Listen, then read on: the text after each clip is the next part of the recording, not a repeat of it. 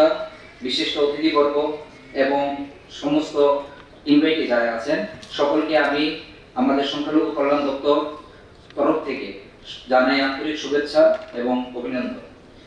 সর্বপ্রথমে আমাদের সকলের পক্ষ থেকে আমি রাজ্যের মাননীয় মুখ্যমন্ত্রী মহোদয়কে আন্তরিক কৃতজ্ঞতা জ্ঞাপন করছি।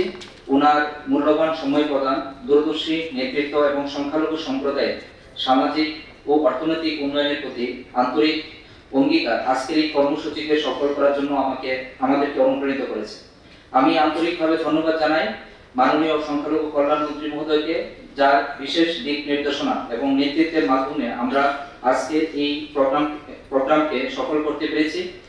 আমি আন্তরিকভাবে কৃতজ্ঞতা প্রকাশ করছি সংখ্যালঘু সমবায় উন্নয়ন নিগমের মাননীয় চেয়ারম্যান, ত্রিপুরা বোর্ড অফ ওয়াকফের মাননীয় চেয়ারম্যান, ত্রিপুরা স্টেট হজ কমিটির মাননীয় চেয়ারম্যান, মাননীয় বিশেষ সচিব মহোদয় সংখ্যালঘু কল্যাণ দপ্তর, ত্রিপুরা সরকারের মাননীয় প্রাক্তন মন্ত্রী মহোদয় এবং সবগুলি বোর্ডের সদস্যদের প্রতি আপনাদের মূল্যবান উপস্থিতি আমাদের আজকের এই অনুষ্ঠানকে আরো মর্যাদাপূর্ণ করেছে।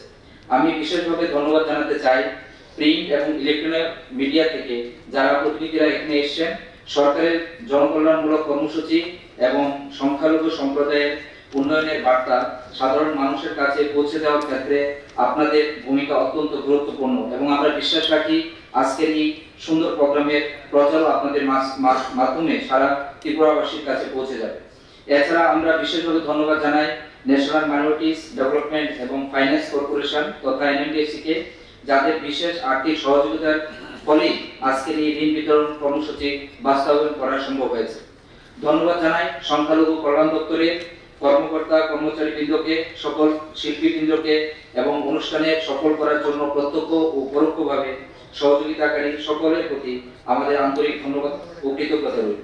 সবশেষে আজকে যারা মুখ্যমন্ত্রী সংখ্যালঘু উন্নয়ন প্রকল্প এবং এই ঋণের সুবিধা গ্রহণ করেছেন তাদের আন্তরিক অভিনন্দন জানাই। আমরা বিশ্বাস করি এই আর্থিক সহায়তাকে যথাযথভাবে কাজে লাগিয়ে তারা আত্মনির্ভরতার পথে এগিয়ে যাবেন এবং সময় মতো ঋণ পরিশোধের মাধ্যমে ভবিষ্যতে আরো অনেক যোগ্য উপভোক্তাদের এই সুযোগ গ্রহণ করার জন্য আপনারা সুযোগ করে দেবেন।